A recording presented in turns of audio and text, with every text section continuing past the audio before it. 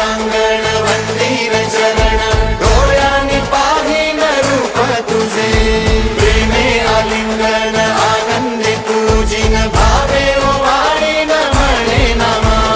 कायेन वाचा मनसेंद्रिये वा बुद्ध्यात्मना वा प्रकृती स्वभावा करोमि यज्ञ सकलं परस्मै नारायणायेति समर्पयामि अच्युतं केशवं रामनारायणं कृष्णदामोदरं वासुदेवं हरे श्रीधरं माधवं गोपिका वल्लभं जानकी नायकं